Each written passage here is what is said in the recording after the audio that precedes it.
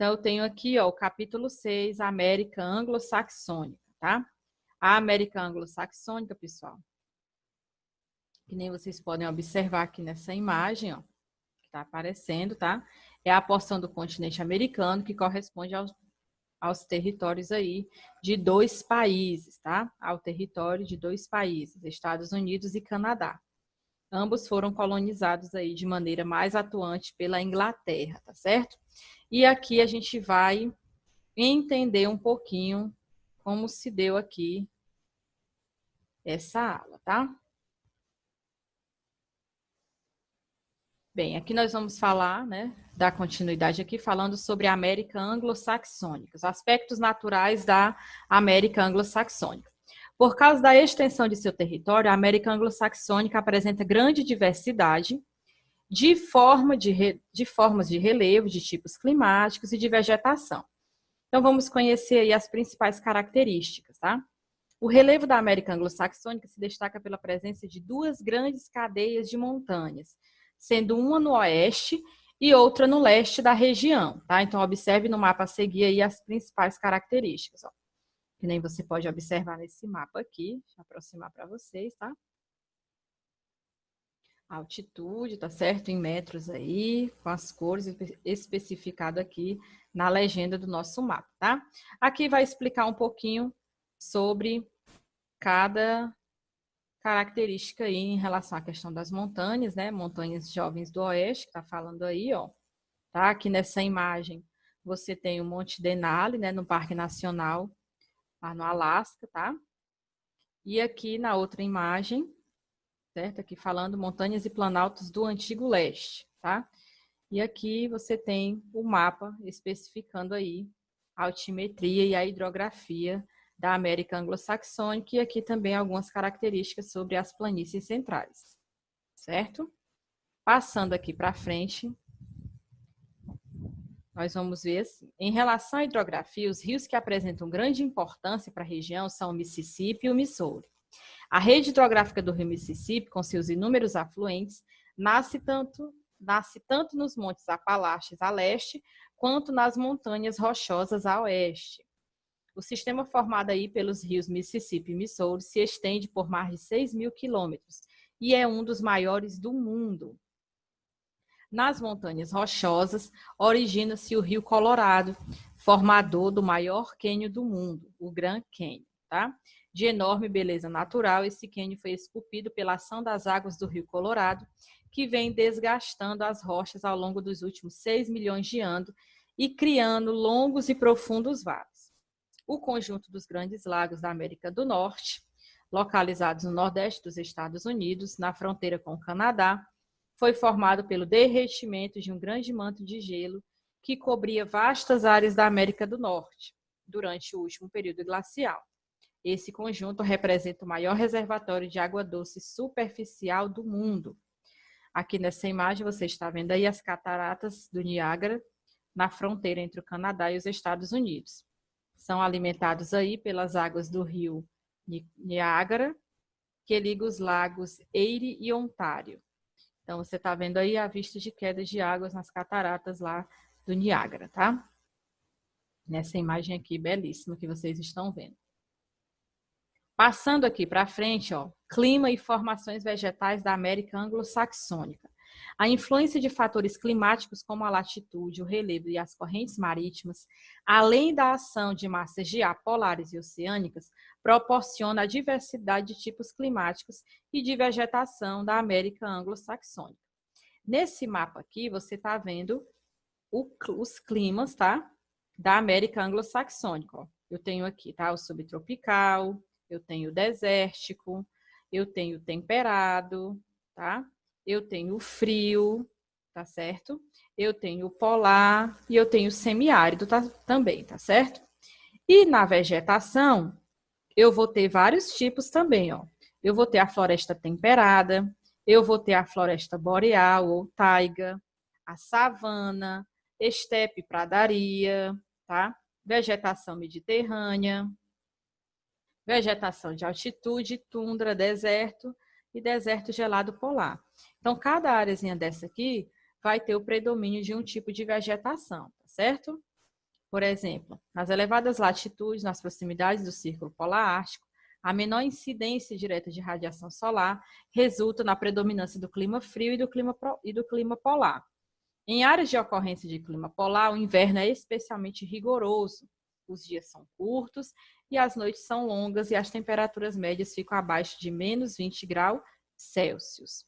Com exceção das áreas de vegetação de tundra ao norte do Círculo Polar Ártico, o tipo de vegetação predominante nas áreas de ocorrência desses tipos climáticos é a floresta de coníferas, que conta aí com árvores de grande porte, porém com baixa diversidade de espécies, tá?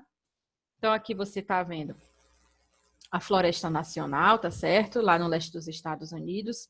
Suas árvores apresentam folhas em tons de amarelo e vermelho no outono, tá? Estação na qual as folhas caem gradualmente, tá? Então, aqui eu tenho o predomínio do clima temperado e subtropical, tá? No centro-leste aqui da América anglo-saxônica. No oeste dos Estados Unidos, eu vou ter correntes frias, como a da Califórnia, soma-se a presença de elevações perto da costa que bloqueiam a passagem de umidade, tá? Então, esse cenário contribui para a formação aqui de áreas de clima desértico e semiárido, tá? No inverno, as montanhas rochosas e os montes Apalaches atuam aí como uma espécie de funil, facilitando o deslocamento de massas de ar frias polares que se originam aí no Círculo Polar Ártico, tá? Aqui você pode ver ruas e carros cobertos de neve no Canadá, certo? Dando continuidade aqui, território e população dos Estados Unidos, tá?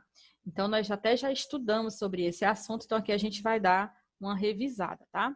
Os Estados Unidos são uma federação composta de 50 estados, né, mais o Distrito de Colômbia, que sede da capital Washington. Entre esses estados, 48 ocupam a área contígua e os outros 2 representam porções descontínuas do território estadunidense. O Alasca, que se situa aí ao nordeste do Canadá, e o Havaí, um arquipélago vulcânico situado no Oceano Pacífico. O território desse país foi formado por um processo de colonização, execução de políticas expansionistas, guerras e negociações nos períodos pré- e pós-independência. Tá? Então, aqui você tem um mapa dos Estados Unidos, formação territorial. Tá?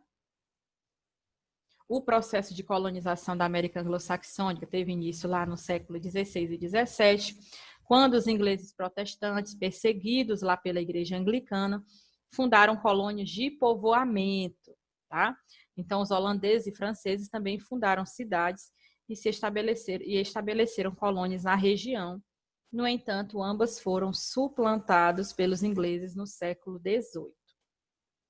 Passando aqui, as 13 colônias inglesas, né, que nós já estudamos, as colônias do norte, que eram baseadas na manufatura e na mão de obra assalariada, com cidades que se tornaram centros comerciais, tá?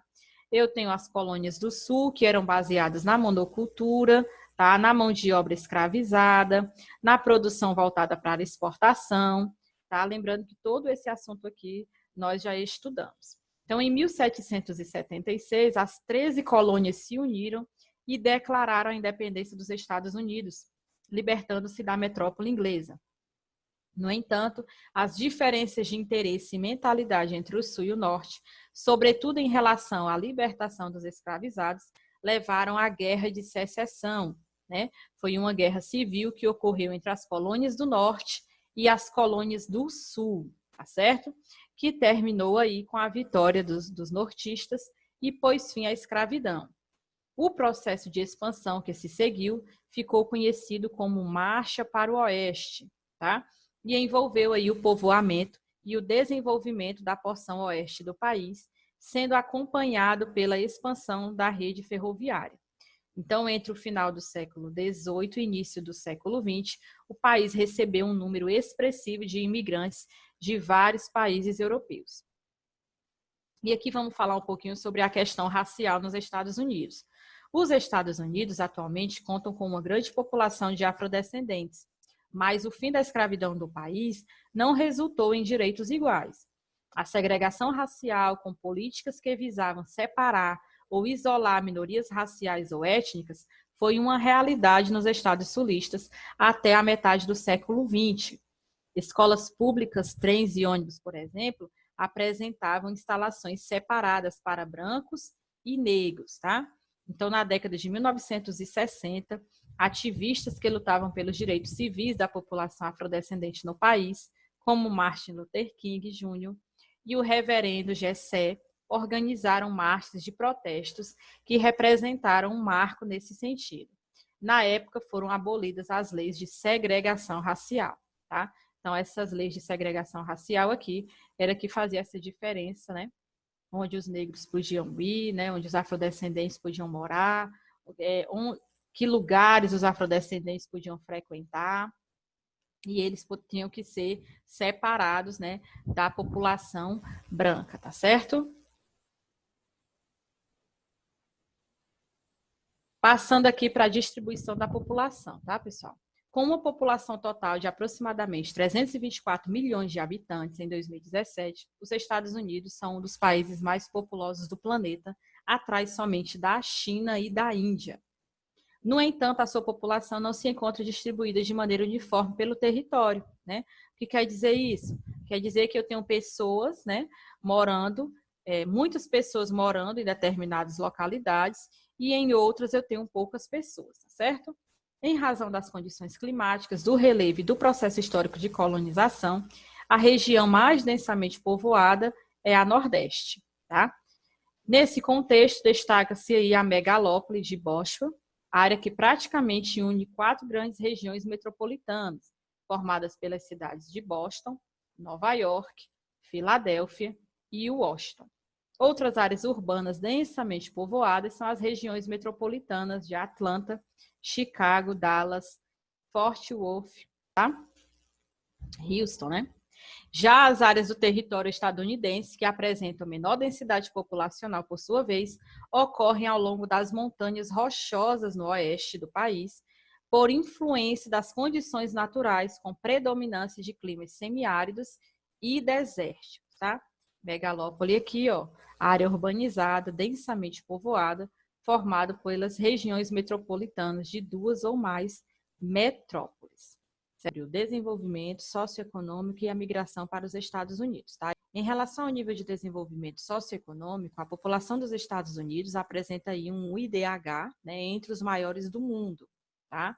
E a gente já estudou aí quais são os fatores que são levados em consideração no IDH, né? Que é a renda, a escolaridade e a expectativa de vida. Tá? Embora os Estados Unidos apresentem desigualdades sociais, né, e uma parte da população vive em condição de pobreza, tal fato não impede aí que o país represente um dos principais polos de atração de imigrantes do mundo. Atualmente, estimativas indicam que cerca de 11 milhões de imigrantes ilegais vivem nos Estados Unidos, tá certo? Sendo a maioria do México e de outros países da América Latina. Esses imigrantes são refugiados econômicos que, atraídos aí pela oportunidade de uma vida melhor em um país economicamente desenvolvido, migram em busca de um trabalho que lhes permita aí enviar recursos financeiros à família no país de origem. A lei migratória estadunidense é rígida e as pessoas que são pegas aí tentando atravessar a fronteira ilegalmente, né, são deportadas, tá? As patrulhas nas zonas de fronteira são realizadas pela Polícia de Imigração e Alfândega dos Estados Unidos, tá? Vamos ver o que está dizendo aqui no Vivendo Valores, tá?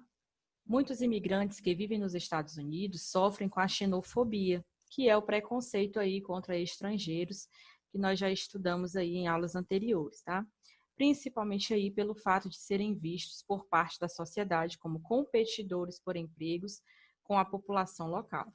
É importante que todas as pessoas sejam respeitadas, sejam elas imigrantes ou não, tá, gente? Isso aqui é muito importante, tá?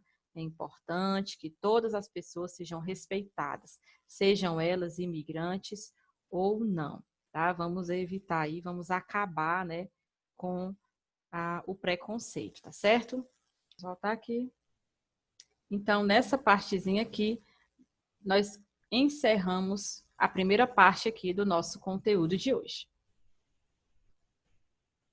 Espero que tenham entendido direitinho o nosso conteúdo. Qualquer dúvida, vocês podem perguntar lá na plataforma, que eu estarei à disposição para sanar todas as dúvidas. Tudo bem? Até o nosso próximo encontro. Fiquem com Deus e lembre-se, fique em casa.